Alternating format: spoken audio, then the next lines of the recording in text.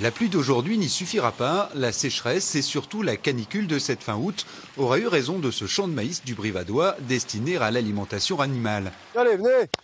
Allez! Pour Olivier Vacheron, éleveur de brebis en Margeride, c'est une évidence. Le changement climatique et ses coups de chaud récurrents devraient conduire les instances agricoles à repenser les pratiques culturales en Haute-Loire, en profitant au mieux d'une ressource qui a depuis longtemps fait ses preuves. Je peux même plus rentrer avec le tracteur, je vais tout faire à la main là.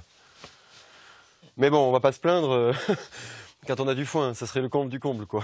Mais c'est bien la production d'herbe qui est la plus intéressante. C'est vrai qu'on entend beaucoup parler de maïs, beaucoup parler de sorgho, beaucoup parler de plantes alternatives.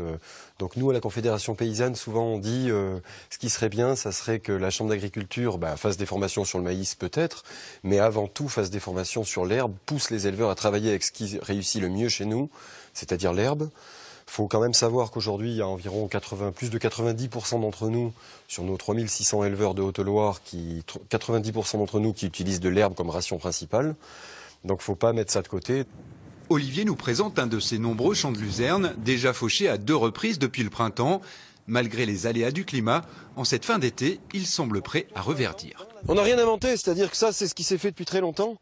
Et en travaillant avec ces plantes-là, c'est écologique, économique. Écologique parce que c'est elle qui va chercher elle-même l'eau, on n'a pas besoin de l'irriguer.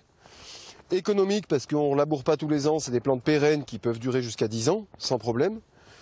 Et très nourrissant pour nos moutons. Et c'est ce qui nous permet aussi d'apporter de l'azote à bas coût, localement, sans faire remuer des gros camions. Voilà. Donc je pense qu'il y a des solutions à travailler sur l'herbe au niveau Haute-Loire, c'est certain même. Pour cette année, les conditions climatiques favorables du printemps semblent lui avoir donné raison. Sa grange et ses silos de céréales sont pleins à craquer, de quoi passer l'hiver sans encombre pour le bien-être de ses brebis.